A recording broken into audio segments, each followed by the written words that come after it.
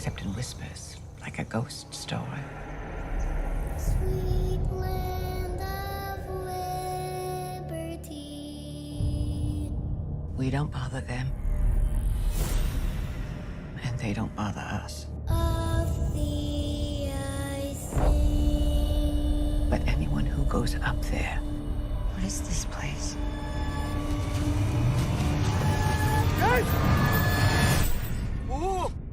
They don't come back. Fathers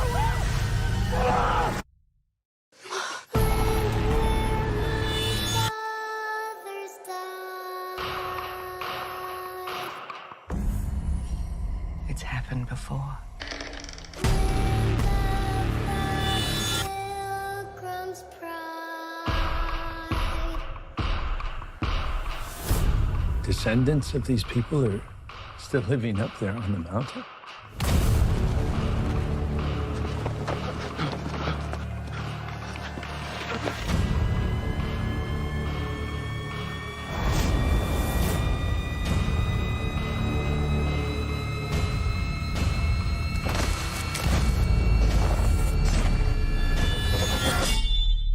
They said they would be the foundation on which a new nation would be built. From every mound, let freedom ring.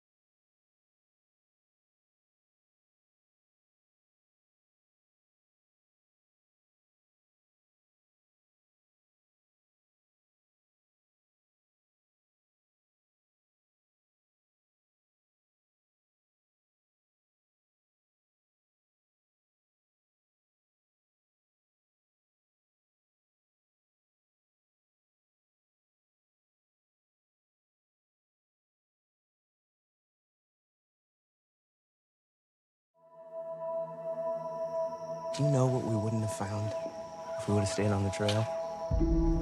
The waterfall, the cliff.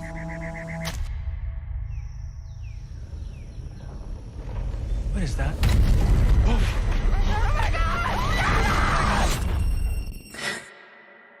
I saw someone. I did. I saw someone. My country, 'tis of thee. It's a story people know but don't talk about. Except in whispers, like a ghost story. Sweet land of liberty. We don't bother them, and they don't bother us. Of thee I sing. But anyone who goes up there, what is this place?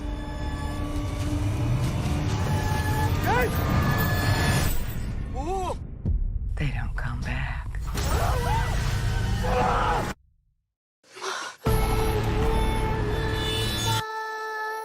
died. It's happened before. Pilgrim's pride. Descendants of these people are still living up there on the mountain?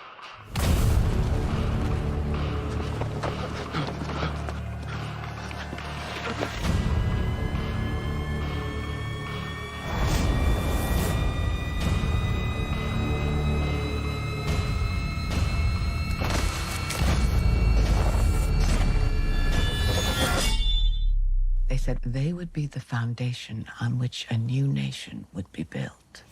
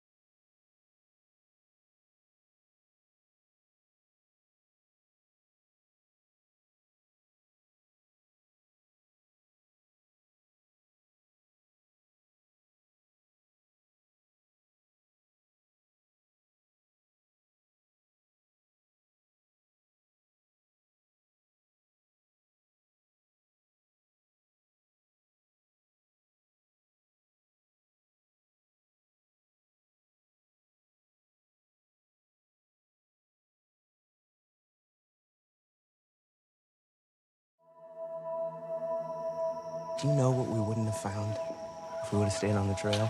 The waterfall, the cliff.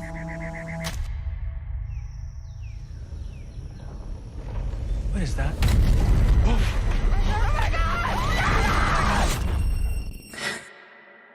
I saw someone.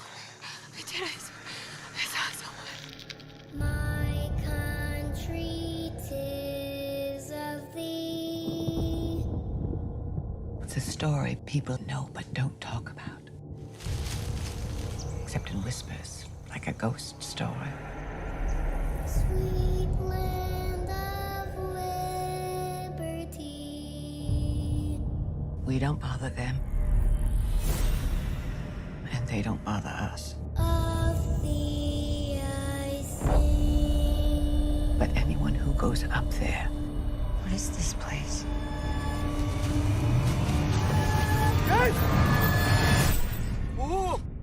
they don't come back.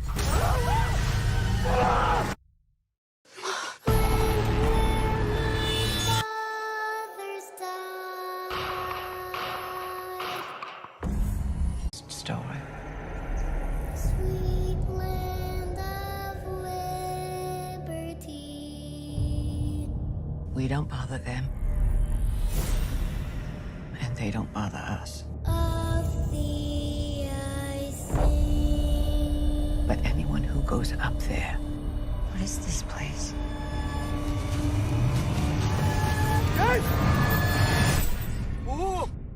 they don't come back.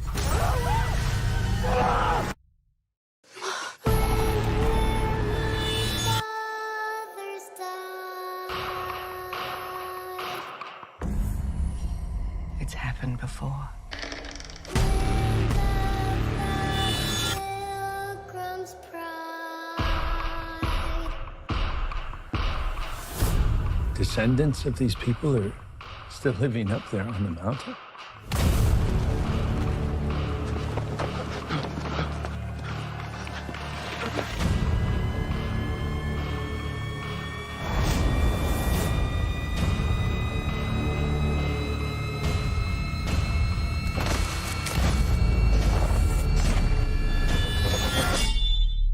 They said they would be the foundation on which a new nation would be built. From every mountain side, let freedom ring.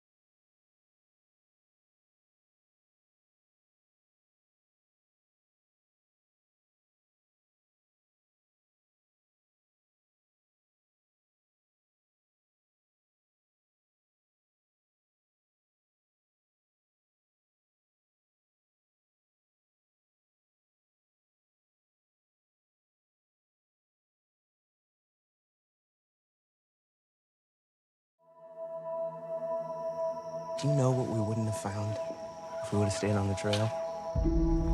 The waterfall, the cliff.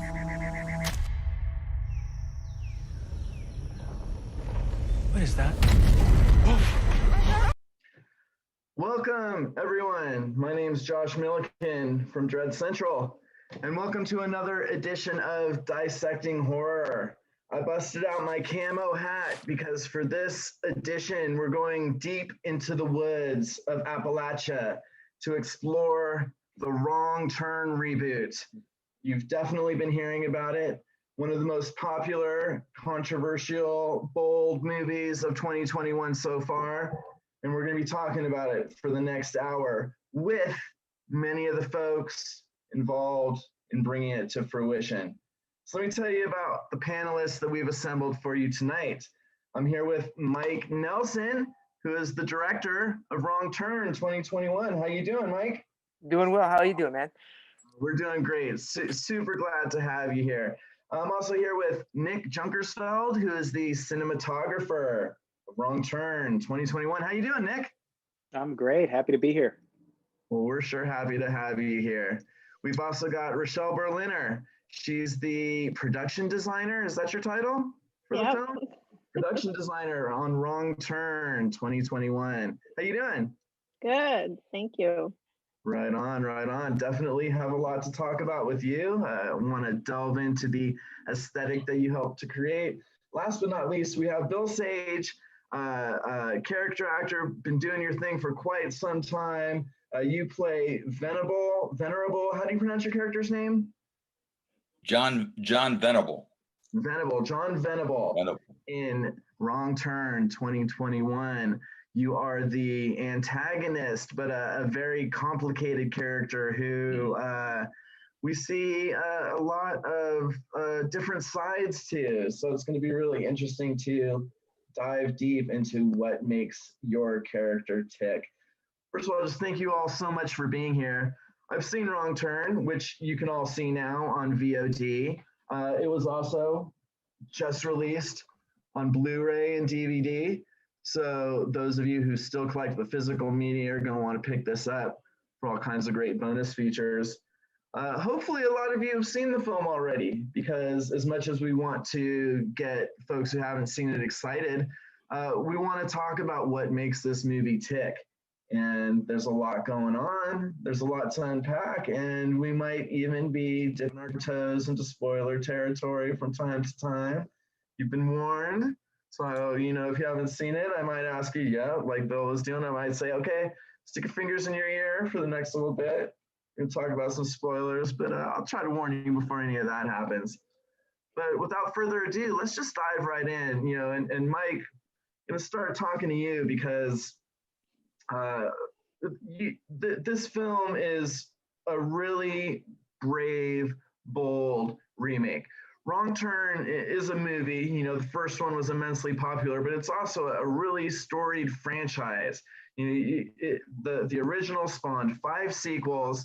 People love the film, and what you've done is you and the writer of this film, who's also the writer of the original Wrong Turn, you kind of said, fuck it to all preconceived notions and expectations. You took a lot of the core themes and just made something that's so completely unique, you could almost have called it something completely different. That was just so brave. You know, I love brave filmmaking, but I also love entertaining filmmaking. And I got to take my hat off to you, because this is a hell of an entertaining film. And I've been talking about it since I saw it. I was lucky enough to see it before it got released to the masses, and I just really have not shut up about it, because there's just so much good stuff going on here. So first of all, congratulations on what you've done. Tell us a little bit about yourself and what brought you to this point in your career. Okay, well, you know, so gosh, where do I start? You know, been making movies, been doing the film thing ever since I was like, 7 years old. You know, wanted to pick up the camera after my dad was shooting our Christmases on the giant VHS cam that he had on his shoulder, and he's lugging around the tape case. And so kind of started there, would watch, all sorts of movies with my dad. And, it eventually just grew into this thing where, I'd constantly be making these things. Eventually, got to the age where, it's like, well, I kind of want to do this, and I want to make movies. I want to, work in film, and did a 4-year degree at the Minneapolis College of Art and Design, got a BFA in filmmaking there. And, that was honestly just the beginning. Like after that, that's when you start to like really kind of start to define your style and who you are as a filmmaker. And the 10 years after college were just that. It was just making shorts, working with people. It was during that time is where I met Nick. And, we had worked on some industrials together, some stuff for Polaris, doing some motorcycle stuff with them and snowmobile stuff. And then we were working on just, some great short films. I had a couple that I was directing, a couple of other buddies were directing their own. And Nick and I were shooting, or I was directing. So we would like, toss up the roles a little bit. And then those 10 years went by, and, in the middle of those 10 years, I started this project called The Domestics. that then, became this We thing. loved it, by the way. We covered it on Dread Central. I think it's a Yeah. kind of underwatched movie. I'd say underrated, but I think it got really good reviews. Just not enough folks have seen it. Yeah, there wasn't a lot of press about it. But was able, like 10 years out of school, that was kind of my goal. I was like, I want to make a Hollywood movie. Like that is my goal, that is my dream. And sure enough, like 10 and a half years after I graduated, I was working with MGM to make this movie. And again, like it was cool because the short, Nick shot the short that was kind of the concept film to get it made, and we went off on that. And then after you make your first film, you're kind of like, yeah, no, I'm in. No. And it gets even harder because now that you've gotten to this point, you were down here, now you've gotten to here, you're starting all over again. And so now it's that workup. And so for a while, I was a little nervous. I was kind of like, gosh, what am I going to do next? Is anybody going to ever hire me again? Like, was this just a one-time deal? But then I got the script for Wrong Turn. My managers, Noah Rosen and Britton Rizzio, they sent the script along, and Noah reps Alan, who wrote the original, and he had this new version, this new script, and he was like, Mike, check out Wrong Turn. I'm like, oh my gosh, Wrong Turn, here we go. Okay. Alan, and I'm curious, how much did you meet or work with him? Because I know that a writer can have a very active role or no role whatsoever when it comes to a production. When I got this, the script was, so here's the deal. So the script was something that I got from my manager. He said, take a look at this, see if you're interested. I read it and I was like, holy crap, this is so different and not what I was expecting. Like, I mean, you get to a part about midway through the script and you're like, what am I reading here? Like, I was not expecting this. And the thing was, is like, I was thrown for a loop to the extent where like, I was like, is this a good thing? I don't even know. And honestly, like kind of like you were saying, Josh, like when I read the script, I couldn't stop thinking about it. I kept thinking about it. I kept like going back to it. I kept going back in and reading it again and like talking to like my wife about it and some friends about it. And I finally got to this point where I'm like, gosh, I kind of think this is cool. So then I started talking to Alan and I started talking to Robert Kulzer, who is at Constantine. Robert Kulzer was the one who ultimately reached out to Alan and said, hey, Alan, what do you think about giving a new spin on Wrong Turn? And Alan's like, hell yeah, let's do it. And so Alan dove in. He wrote the script. That was the script that I received. And when I met these two guys and they were, so enthusiastic about this sort of new approach that was bold and it was kind of dangerous. And, they knew that, by getting rid of some main characters, Three Finger as one of them, that, that could be a big deal. But they were like, you know what? We like this because it's challenging, it's new, it's going to subvert the expectations. We love that. This is what we want to make. And I was like, I'm in. Like, I want to be a part of like a team that like wants to embody like that type of storytelling, take that kind of risk and go out there and just do something wild. Ultimately, we just wanted to make a good movie is what it came down to. And so that was fun. And then, from there on, we made some small little tweaks to the script, but really, what you see is what we made. So is what was on the page. Well, right on, right on. Well, I'm really glad. Thanks for telling us about your filmmaker journey, because I'm glad you overcame all the obstacles and you stuck with it, because you've really made something impressive here. And I think we're going to be talking about the Wrong Turn reboot all year long.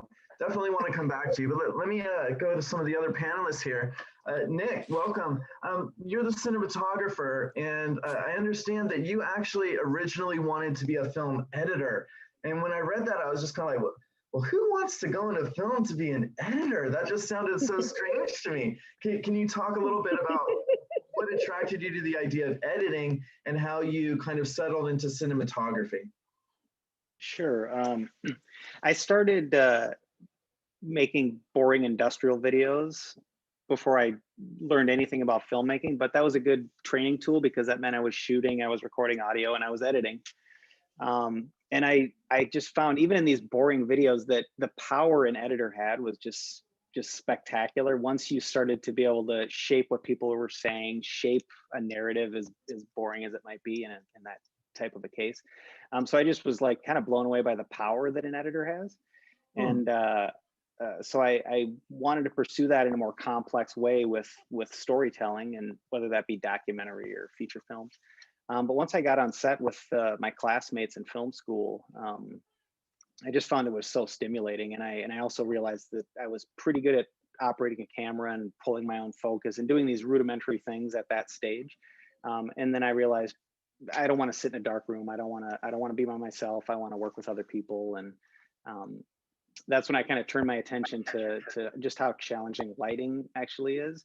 And then that was sort of the beginning of a long journey of learning about that process and getting my head around it. But I knew pretty quickly once I got into film school that on set is where I wanted to be, for sure.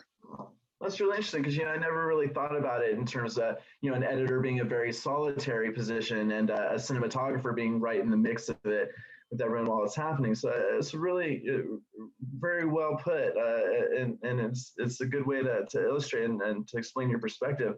You mentioned the lighting, and I've heard before from people who have shot in the forest how challenging that can be with the sun and the way it's diffused through branches and things like that. Was that really one of your main challenges in this one as well? Yeah, it was, because you might be shooting a scene that on screen lasts for 60 seconds, but you're spending half a day or more to shoot it.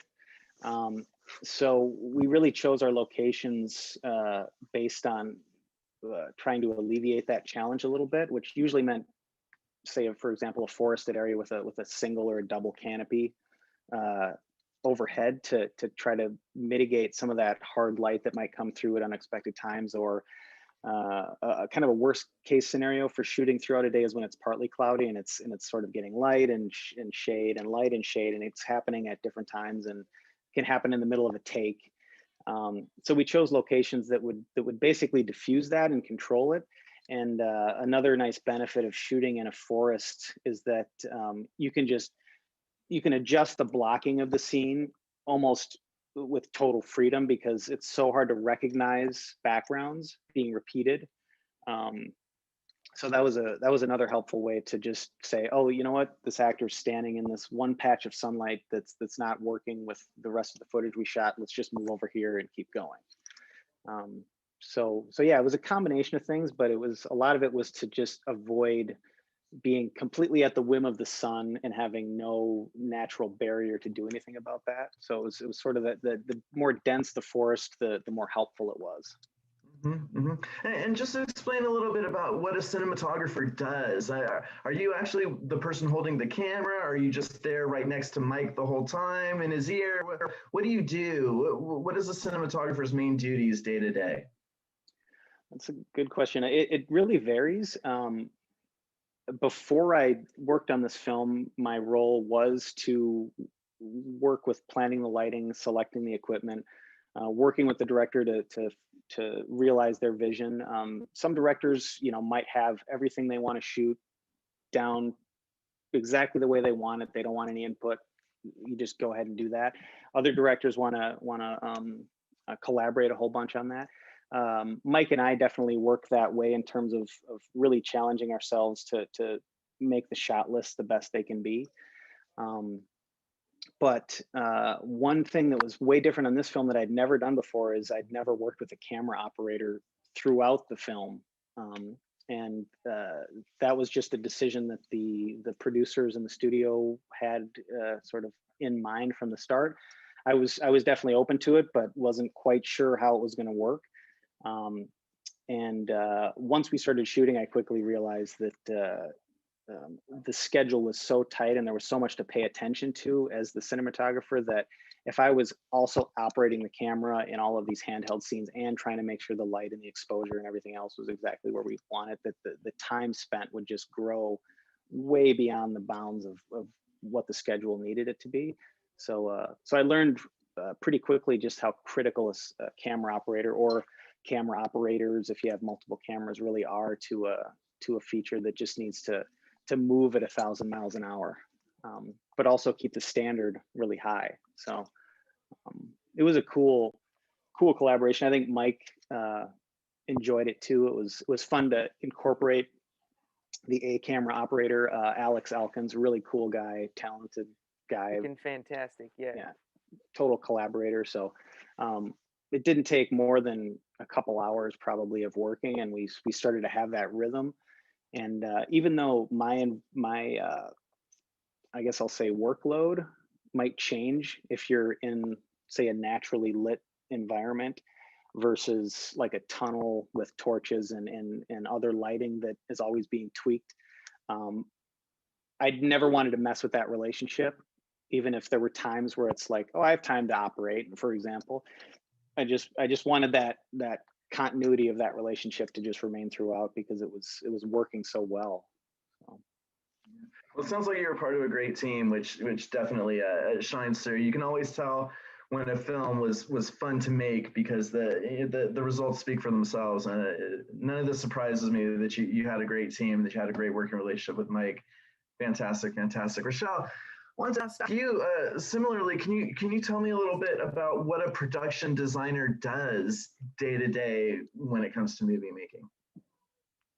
Well, I worked with Mike on Domestics, and one thing I could say about Mike is he definitely has a point of view in terms of the look. I don't know if you guys have noticed, but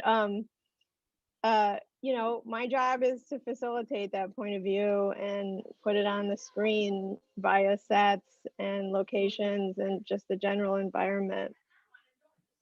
Right on. You know, one of the things that's really striking about Wrong Turn 2021, and this might be a bit of a spoiler, so if you haven't seen it, maybe put one finger in one of your ears. But you know, as opposed to the franchise that came before it, where you kind of feel like, you know, the antagonists in the woods, you know, are basically not much more than subsistence survivors.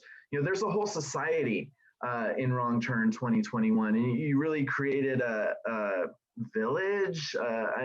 Was that your job to put that together, to put the look of that together? Yeah, so we built the village. You know, like Nick was saying, it was very tight for time. We didn't have a lot of time, and we were working at warp speed to you know, from beginning to end. So we built the village, and also the underground environment where the court was, not necessarily the walls, but the feeling of that space. And Mike and I talked probably, you know, a couple months before we actually hit the ground in Ohio to shoot. And we were pulling a lot from the Library of Congress and a lot of historical pictures of pioneer living. Oh, wow. And yeah, and it's just kind of crazy how you don't really have to go deep in your mind for creepy or scary. It's out there, you know, in history. And a lot of the inspiration was, you know, like the root cellars people created, and, you know, how nobody, you know, there was no waste whatsoever. So if they killed a deer, they used the antlers for furniture or, you know, general decoration. You know, all these things are available, and you can reference just if you kind of dive deep into history. So we tried to you know, mimic some of those things in our build. You know, everything was grounded from real research. It wasn't really totally made up or fabricated. You're right, though, that does make it more chilling, you know, kind of Yeah. knowing that it had a 1 foot in reality and that it was well researched. So thank you for putting that in perspective. Definitely want to talk to you guys more about, you know, how you contribute to this. Let me go over to Bill for a minute, because Bill, you know, you're the only cast member we have. Your character is just so interesting. And, you know, all of the characters, the foundation, I guess, is what you would call the tribe. You know, and immediately there's just such a juxtaposition. You know, everyone has already seen the trailers, so you know that there are these like guys in these, you know, get-ups wearing these animal skulls, and you know that these are the Three Fingers type characters that we saw in the originals. And so there's this real shocking moment where they take the mask off, and we're expecting to see the results of inbreeding and you know, mutations, and get some really handsome looking dudes here when you take out. That was one of the first really big twists of the movie, is that when they take the masks off, you're not a bunch of inbred hillbillies. You're some very good looking, athletic dudes doing your thing out there in the woods. I don't know about that, but I think that what the great thing about this one, which really distinguishes it from, you know, when the others were made, is that now the way that the time is now, the boogeyman is right in front of us. It's us. Mhm. You know, it's Right. it's each of us, and our divide over lack of empathy, you know, lack of assuming too much. That's the boogeyman. So, Mm. and Mike had was very smart about how he talked about it with me, and how he wanted them to look. Because I had a whole different other thing in mind. I thought it was like he's going to look like John the Baptist or something, but. I mean, I actually took a revisited Ken Burns' the whole section on the Civil War, because Mike had brought up something about how one thing that they took pride in was like their hair and their, you know, you wouldn't have expected that. And you go back and you look at characters like or Nathan Bedford Forrest, you know, somebody like that, who had his own reasons for doing, I mean, you know, and just the care that they put in their appearance, and yeah, my approach was way more personal, you know, and he definitely had his reasons. Well, let's talk a little bit about your character. And again, we can skirt the line, but we don't want to give too much away. We want to, you know, Right. acknowledge that the film's out. People have seen it. You know, Venable is okay. Obviously, he's the bad guy. You know, we see him as, as an audience member. We're in the final girl's shoes, as we most often are, Charlotte Vega. You know, and we see you as this oppressive force to her. But we also see a lot of where your character comes from. You know, and it's just really fascinating. There's so much to unpack there. So tell us a little bit about your character and what makes him tick, and what makes him more than just a two-dimensional bad guy. Yes, well, what Mike and I had talked about is that, and I would come to him with ideas, and I said that his Achilles heel is really his vulnerability, that he does have empathy, and he does, and he falls in love, you know, and that's his, you know, that's the thing. That was the thing to pay attention to. The rest of it was, you know, it's dialects are relatively. I have a good ear for that kind of thing, so we settled on a Faroese dialect. Yep. And you know that dialect is, you know, we had a great dialect coach. I feel terrible that I'm not. Rhea Nolan. Thank you. Yes, and she was just great to work with, and she was specific, and she was very encouraging, and then once you had it, she's that's it. Okay, that's it. We don't just, you know, because I recorded everything, so just she says we don't need to work anymore. I'd love to keep working, but she says you got it. That's it, and then the other actors that were using it as well. And we sort of fed off each other, and that helped a lot. You know, that helped a lot to, I guess, like his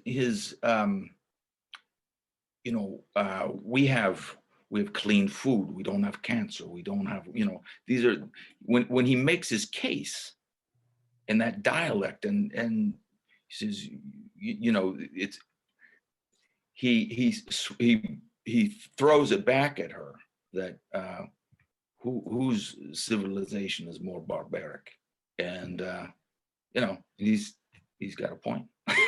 Yeah, sure He does. really has an incredible point. And then he proceeds to bludgeon. Right, right. I mean, he's not a good guy. Let's be clear. He's not, but he's a complicated, real individual. Yeah, he's too complicated to be a good or a bad guy. Right, He's not. right. Yeah, he has his reasons, and his reasons are, they're pretty sound. They're not any more barbaric than any other world leader. Right, and in that sense, He certainly has more. He certainly has more guts. He certainly, he does things himself. He doesn't. Right. He doesn't. That was a great thing that I think. Remember, Mike? I said, this guy does it himself. He doesn't pay somebody off to do it. He like, something has to be done. I'll start. Right. Well, we were talking in the tech check about how there are actually some similarities between Venable and the character you played in We Are Who We Are. We are what we are. Yes. We Are Who We Are, where you play the patriarch of a secluded, cultish family with some very strange traditions. So it's almost like you have kind of some experience putting yourself into this kind of character. Yes. Well, so Frank, that character is definitely more oppressive than John Venable. John Venable, I didn't see him as oppressive. I saw him as carrying out what has to be done, and he's not going to put it on anybody else. He's going to do it himself. Frank has, and also at the time in 2012 when we made We Are What We Are, the divide in the society that we're in now was nowhere near what it is now. And it was I don't know, I think that spoke to that particular time as this speaks to this time. I think you're right. Yeah. Very well put. Listen, I'm about to open it up to some viewer questions here, but one of the things we started to touch on in the tech check before we went live, Mike, you were talking about how you've gotten all kinds of hate mail from people who, maybe were original wrong term purists, but at the same time, you're getting a lot of support from people who are like, yeah, right on, you did something really great here. I'm just curious about what some of the most outlandish responses you've gotten so far have been. Okay, well, like, other than just the ones that are just straight up cussing me out, there was one guy who said that if he ever saw me, he'd fight me in the street. Oh my God. And then there was one guy who said that I ruined his childhood. Oh, no. Those are the two that really stood out to me, because I read those and I was like, huh, okay, all right, well, I guess I'm in this now. And let's just be clear, making this movie was there was no intention to, it's not like we're doing it to make, people upset. It's just, honestly, it's like you get the opportunity to make a film in this brand new way, and you get to tell a great story. And I mean, shit, man, that's half the battle, And so I think, when we all dove into this, we knew that that the movie was going to be divisive to a certain extent, and which is fine. We were kind of ready for that. But we wanted to make something that we felt like for the most part everybody would like, knowing full well that not everybody would, but you just have to go in telling your story, and you got to own it. And this is the movie we were excited about. We weren't, nobody was kind of in the mindset of, we didn't want to do another Wrong Turn, just another straight up cannibal killers in the woods. Nobody was interested in doing that. And I mean, even when I got the script, I kind of really wasn't interested in doing that. So then when I read the script, I was like, shit, there's something new and cool going on here that could be, a really, really interesting idea. So. Yeah, and I'm so glad you guys just went for it too. I mean, nothing about this straddles the fence. It really it went in a new direction, and it didn't look back, and that's just awesome. Before we get into the questions from the audience, I wanted to go back to another thing that was kind of going on during the tech check. Roshelle and Nick, you guys have some great stories about the stunts, the stunt performers, and some of the crazy slips and falls that happen. Tell us some of those behind the scenes stories, because I love that stuff. Well, there's a couple scenes in the film that involve stunt doubles and stunt performers really doing incredible work. And the tree roll scene was like a day of stunt shooting, essentially, with a group of stunt doubles for each of the cast members of the Friends as they go running down this hillside. And it was just a stunning display of hardworking people that could give you a lot of different variation and get up and do it again. And you could see how the sort of the price that they were paying for the work that they were doing, but they were just so professional and so awesome. And of course, we wanted to shoot as few takes as possible to keep them from hurting themselves. And that was just a lot of bumps and bruises. But the stunt double for Mila has the basically run and fall in this large hole in a different scene in the woods. And that actress, and you can see it in the shot, ran and sort of partially made it across this hole, but then hit the edge of the wall, and you see her face sort of slam into the side of this wall, and then she falls back in, and sure enough, her mouth is all bloody and everything after that. And she didn't seem to mind at all. The rest of the crew was just freaking out, of course. But it was just an example of just stunt performers, sort of these hidden heroes that are just like doing incredible work that I was just in awe of, because I hadn't worked around that level of stunt work before. So full credit to them. Well, we love our stunt performers. Actually, one of the very first Dissecting Horror panels we ever did was on stunt performers. So we can't sing those people's praises enough. Roshelle, do you have any fun stories from behind the scenes? Well, I don't know if you guys remember, but do you remember the 3 categories of woods that we had? We had like the shitty woods, the mediocre woods, and the premium woods. So like when you do a movie in the woods, and especially in Ohio, believe it or not, woods aren't bountiful in Southern Ohio, or like not what you think.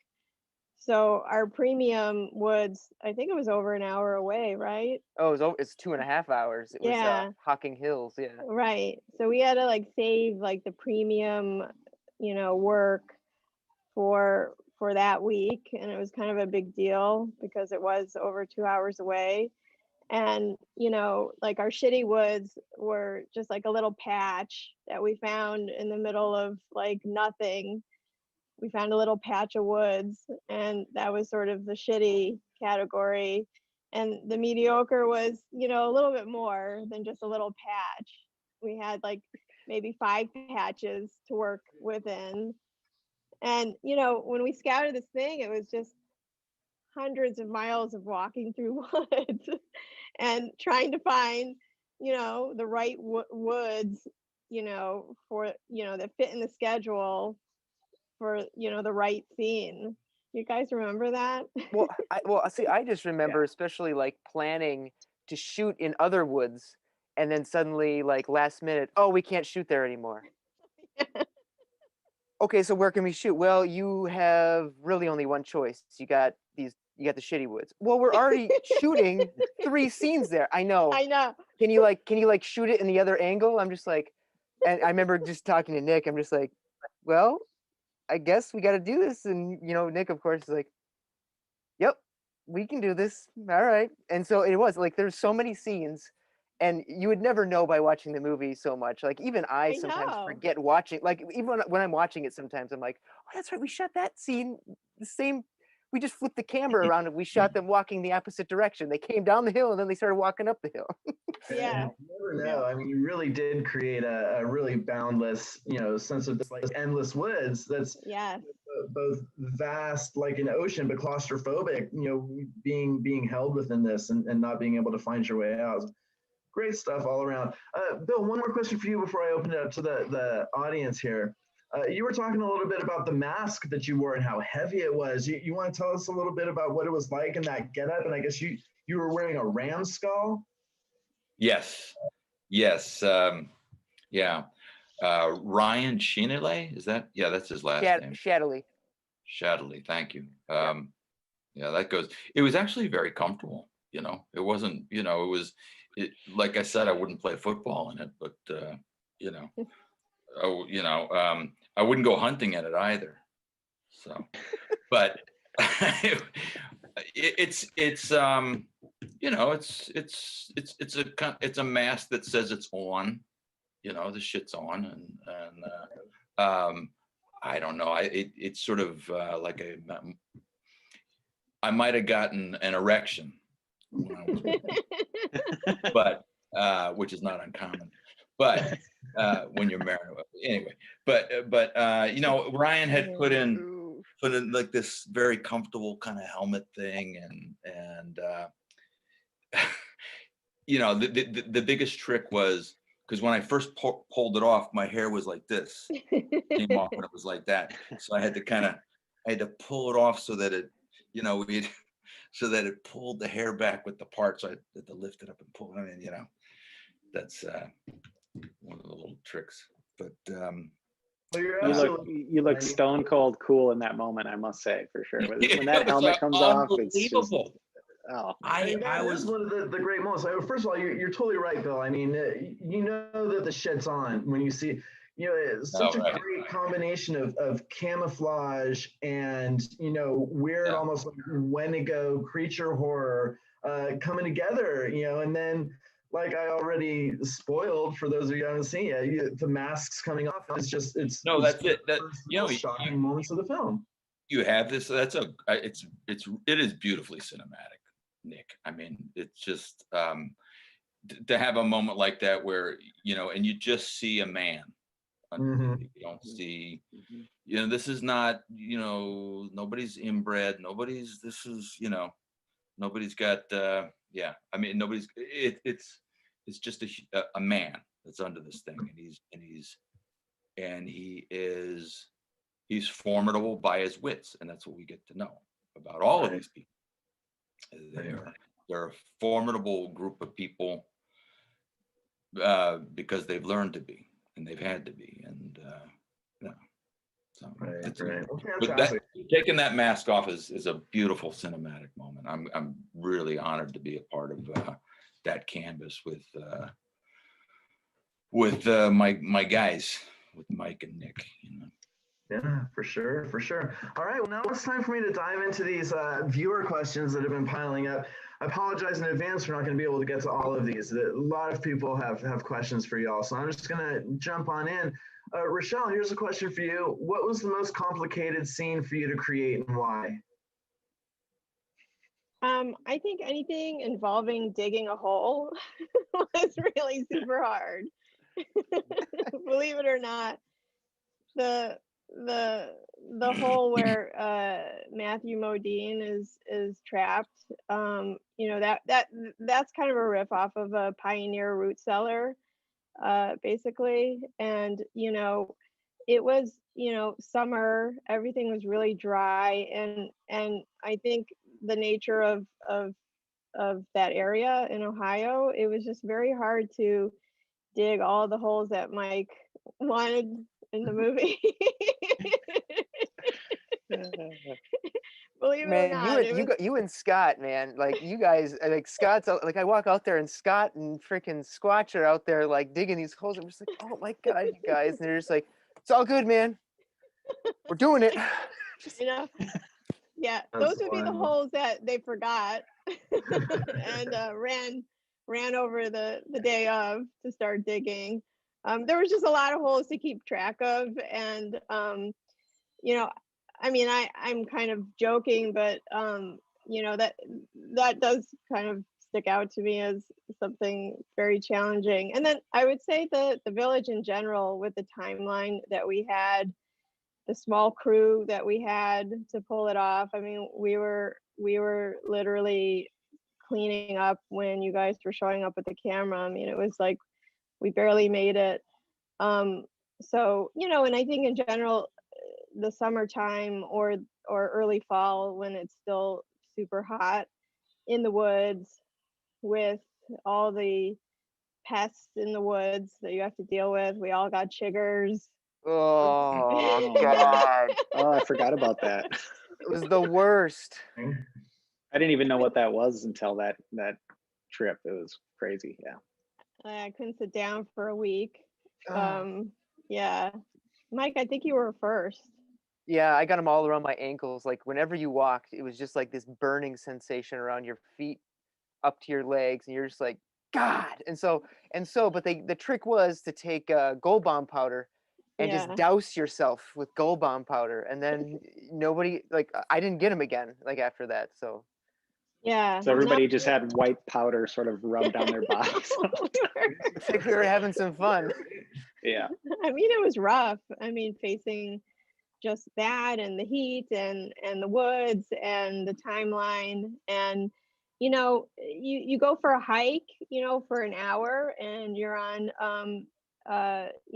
uneven terrain and you kind of like get a workout, but just imagine that for 12 hours a day every day in the Mm. heat.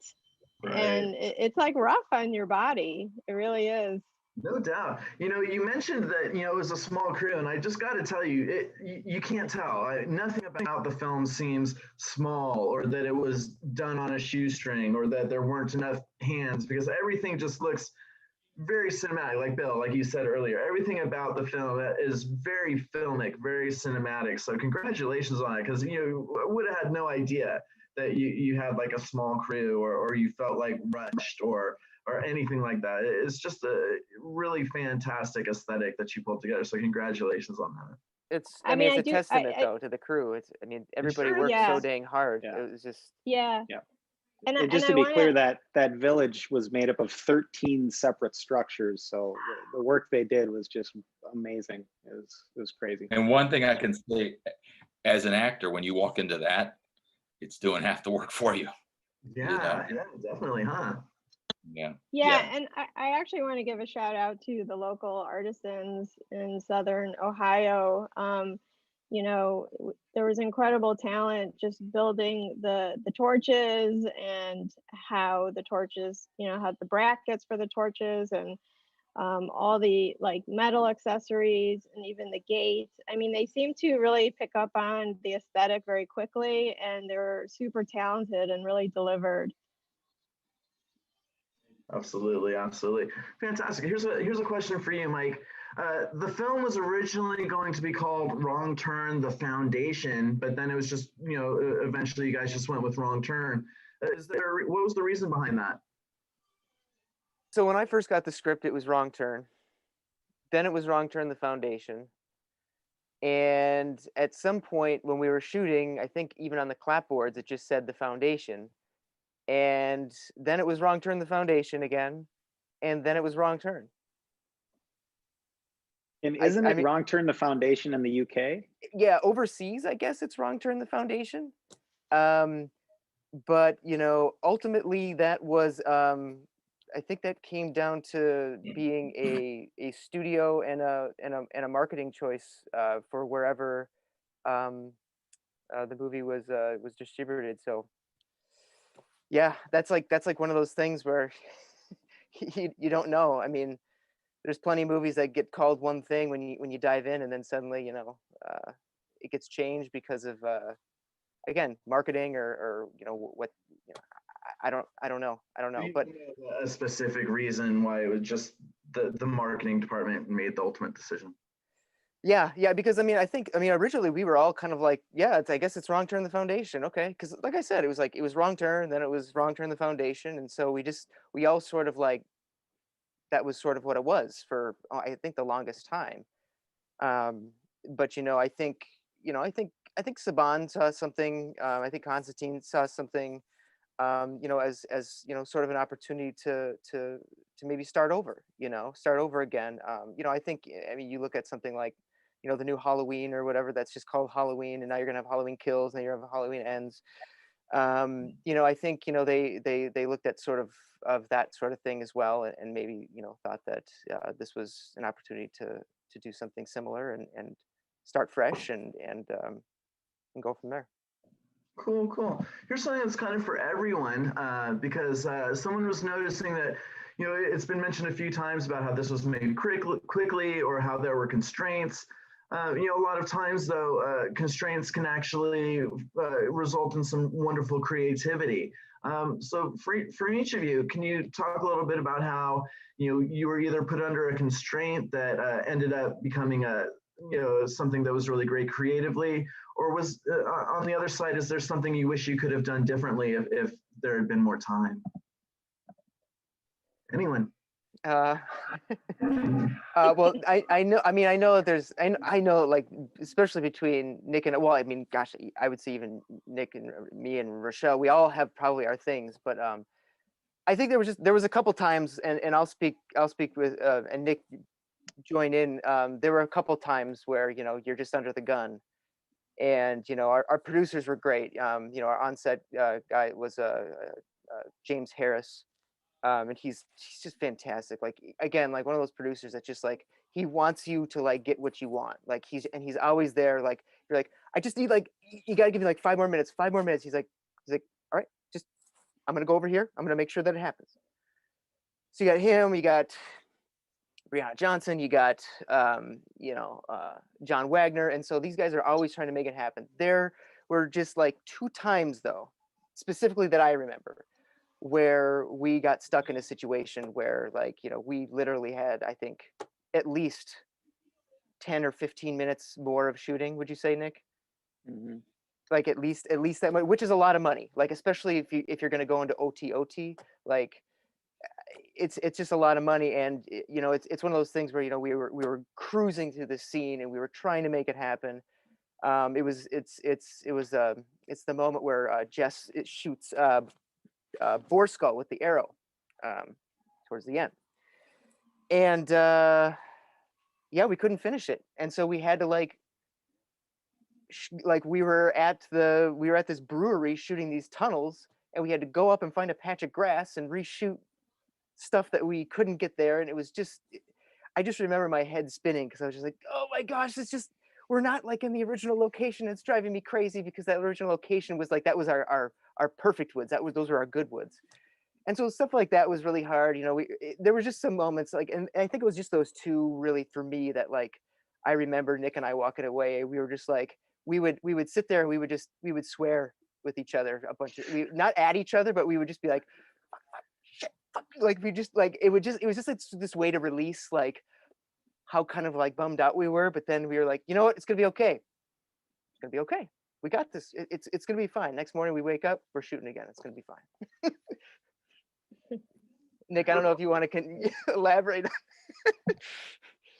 Yeah, I mean, it was kind of thrilling even in those real dark moments for sure. But yeah, it was sort of like the film was like bursting at the seams, honestly, and the plan to shoot the film was just a little bit too small for what the film needed to be shot. So it was tough. There was a couple really tough moments like that where you're given just this sliver of time to get something pretty important, for example. And a testament to Mike and Doug Turner, the AD, and James and Brianna, like Mike mentioned, to figure out, how do you take this 15 shots for this scene and turn it into 7 or 6 and make the scene work, if not make the scene even better. So that's kind of what I love about doing it, even though it can just be like agonizing at times too. And this film was a lot of just running up against this wall of the schedule when the film had a little bit too much volume to fit into that. So, well, and I gotta say, like, something that like worked I think in our favor. And I remember having the discussion with Rochelle. This was the lumber mill barn thing that Rochelle just transformed. Freaking, I mean, it's just incredible what she did with that. And I remember we were running out of light. We had to like wrap up, or I can't remember if we were going on to another scene shooting at night or something, but like we literally only had 5 minutes or 10 minutes to shoot that entire sequence where they enter the barn and look around and see all the stuff on the walls and pick, like there's a moment where Darius picks up a wallet, which it didn't make it in the movie, but like they're walking through, they had just got the light positioned, and like I remember I was just like, okay, let's shoot this. Okay, let's shoot this little thing over here. Nick, you have to talk about this too, because I mean you were in it at that point, and you were just like, oh my gosh, this scene was supposed to be amazing. Yeah, it was strange, like planning that much for certain scenes that just had to boil down to this like just mad scramble. And in that scene, he mentioned we had 2 camera operators at the time, so it was just sort of like setting them off on their own paths within this set to get the inserts you need to get this thing with that actor, this thing with that actor. The scene before that is a scene where it's not the wrong turn scene, but it's sort of where the characters make a horrible turn that they don't really realize what they've just started. And Mike, I don't know if you remember, how it was just a scene that it was a lot more complicated and difficult than we thought. So it basically, that scene, it was an ensemble scene with a lot of arguing and violence and some stunt work, just swelled up, took up too much of the day. And then yeah, suddenly you're left with this scene that you'd had at the center of your mind, and suddenly you have 15 minutes to do it, and it's just it's hard to like keep your sanity in those moments for sure. Yeah, definitely. Well, Bill, I've got a question for you actually. We're really big fans of Charlotte Vega at Dread Central. She was one of the stars of The Lodgers, which is one of the first films that we released through Dread Presents, the horror distribution arm of Epic Pictures. So we just love her, and she played her character really is kind of like the linchpin of this entire thing. Her character arc is the most extreme. What was it like working with such a fierce and talented young actress? Amazing. She's not only great, she's sophisticated and I've said she's just somebody that you want. Number one on that call sheet. She's saves it all for right in front of the camera, and just outstanding. I mean, her character, her performance is definitely one of the highlights of the film, and her character, your character, have such a complicated relationship. There has to have just been some really intense chemistry between you two. Yeah, I mean, we spent some time hanging out. I mean, just we were all together, but I love how we're both kind of quiet, when we're working, and we ended up talking quite a bit for 2 people that are, she just sort of, a lot of what you do as an actor is wait around, conserve your, the hurry up and wait kind of thing. And then you go into a situation where you then have to hyper focus, and she already seems to know that. And I, because sometimes with young actors in particular, they'll just be like spilling their energy all over the place, and then but she stays pretty contained, and then puts it right where it should be. And so we're similar in that way. So, yeah, you're right. Both of your characters definitely seem to have stuff bubbling beneath the surface, that could explode out at any time, and that does explode out, strategically at cinematic moments throughout the film. It's so great to hear that she was fun to work with, because like I said, we just was. And one thing that I did is I in preparation, because I made this playlist of I thought like just something, a playlist of music that we would listen to. Someday I'll give it to her. Yeah. Right on. Well, I've had such a fantastic time spending the last 55 minutes with you guys. We are nearing the end of the hour, so I did want to kind of go around a couple times. I'm going to ask each of you, what you're working on next. So why don't I start with you, Roshelle? What do you got cooking? Well, I just got back from Albuquerque, New Mexico last week. I was there on and off since November, working on a Fox pilot called The Cleaning Lady.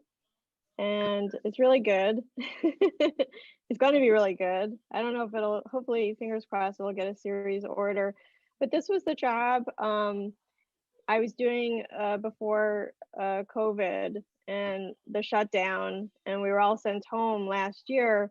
So it was really amazing to be back there with everybody, and it was very touching that a whole year of hell kind of passed by amongst us, and here we are ready to go and make it happen.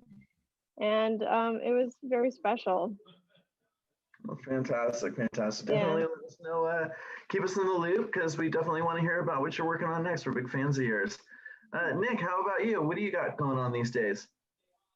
I'm kind of in sort of pandemic mode slash parenting a toddler mode a little bit. This is my first feature, so it's a lot of it for me is about kind of waiting for the dust to settle, and then hopefully continue down this path. So I've made my living shooting commercials up until this point, so hoping to just keep going. Yeah, fantastic. Well, definitely keep us in the loop on what you're working on next. You did a fantastic job on this film, so we're excited to check out whatever you got going on next. How about you, Bill? You got anything going? Well, Hal Hartley and I are going to get this film Where to Land. You know, it's been put off twice because of COVID, and I'm glad we got to shoot Wrong Turn when we did. Well, someone you've worked with in the past as well, right? Yeah. Oh, many times. Yeah, many times. That's a collaboration. Yeah, and then I do. During this time, I've been fortunate enough to do some guest spots that come my way. One of them was in Hawaii. That's nice.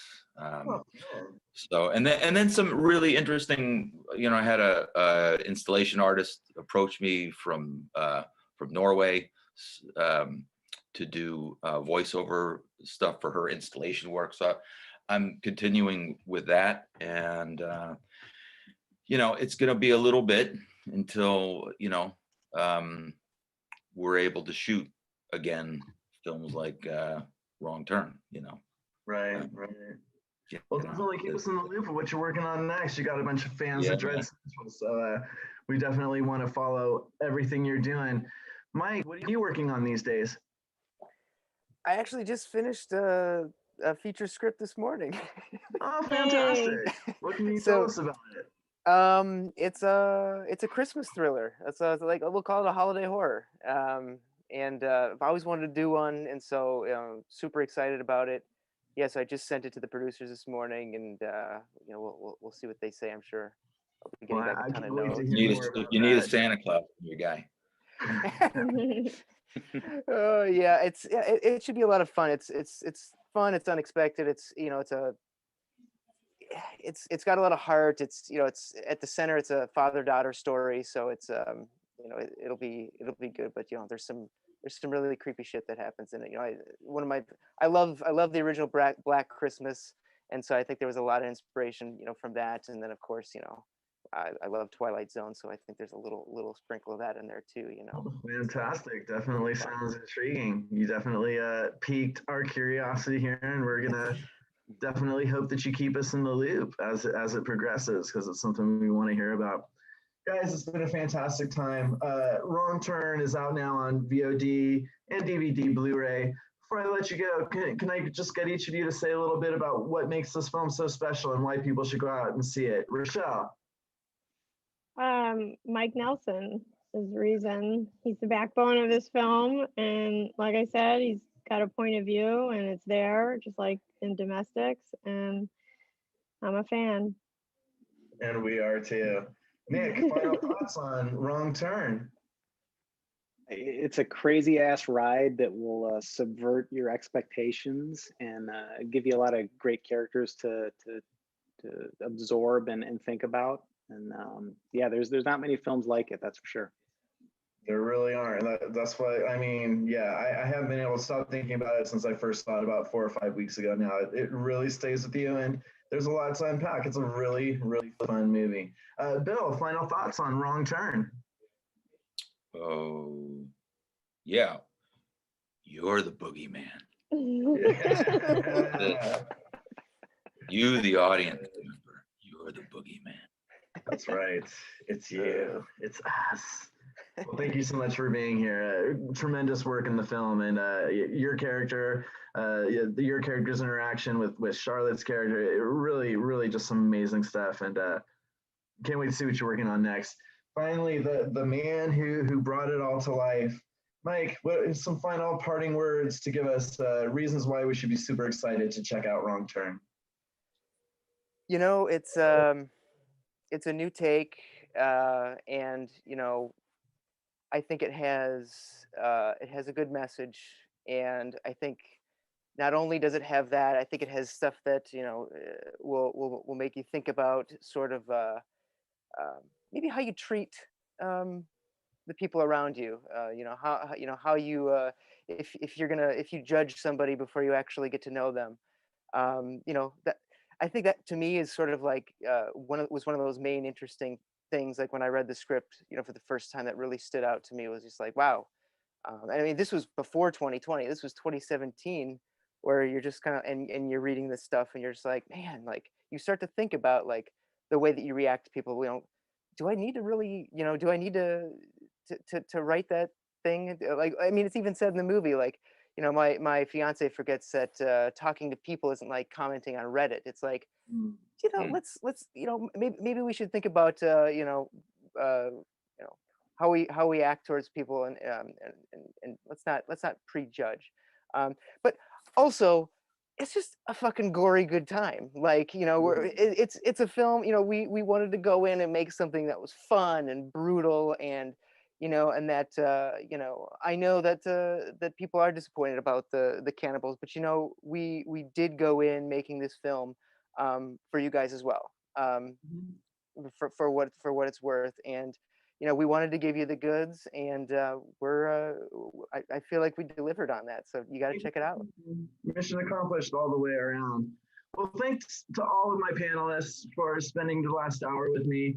Wrong Turn, you got to check it out on VOD, DVD, or Blu-ray, whichever your preference, because it's a fantastic film, vastly entertaining, and we're still going to be talking about it a year from now when we're unpacking the best horror offerings of 2021 as a whole. I can't thank you guys enough for being here.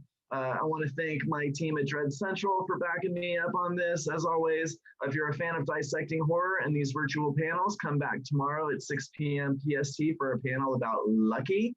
And that's it for now. Thanks again to all of our viewers and all of our panelists. It was a tremendous time. Good night, everyone. Thank you. Yeah. Thank you, Thanks. everybody. Thank you.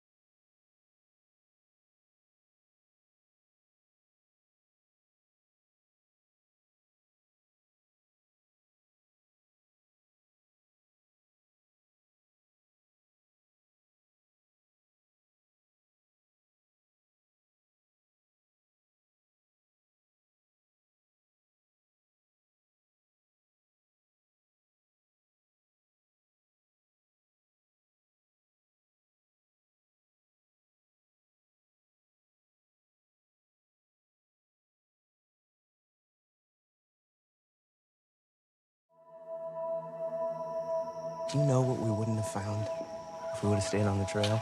The waterfall, the cliff.